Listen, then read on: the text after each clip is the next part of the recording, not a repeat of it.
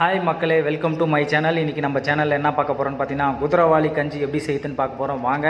இதுக்கு தேவையான பொருட்கள், ஃபஸ்ட்டு ஒரு குக்கரில் வந்து எண்ணெய் ஆட் பண்ணிக்கிறோம். நம்ம எண்ணெய் ஆட் பண்ண உடனே பார்த்திங்கன்னா அதில் வந்து பார்த்திங்கன்னா ஒரு 1/2 ஸ்பூன் மிளகு, 1/2 ஸ்பூன் ஜீரகம் ஆட் பண்ணுறோம்.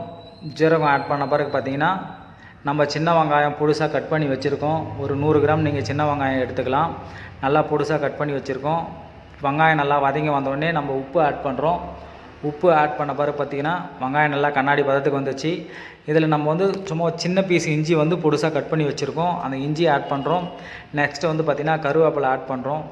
நம்ம வந்து ஒரு 1.5 கிளாஸ் குதிரைவாலி அரிசி எடுத்துருக்கோம். அதை வந்து நம்ம ஆல்ரெடி 1/2 hour ஊற வச்சுருக்கோம். அதுக்கு வந்து பார்த்திங்கன்னா நம்ம வந்து ஒரு 4.5 கப்பு தண்ணி எடுத்துருக்கோம். தண்ணி ஊற்றி நல்லா தண்ணி கொதி வந்துச்சு.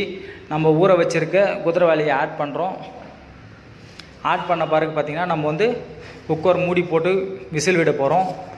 உங்கள் வீட்டில் வந்து ஏஜ்டு பீப்புள் இருக்காங்க, கொஞ்சம் வந்து டயபெட்டிக் பேஷண்ட் இருக்காங்க, அவங்களுக்குலாம் வந்து கஞ்சிலாம் ஒரே டைமில் வச்சு கொடுத்து இந்த மாதிரி டேஸ்ட் இல்லாமல் சாப்பிட்றாங்கன்னா இந்த மாதிரி நீங்கள் கஞ்சி வச்சு கொடுங்க. நல்லா டேஸ்ட்டாக இருக்கும், விரும்பி சாப்பிடுவாங்க. பாருங்கள், கஞ்சி ரெடி ஆகிடுச்சு.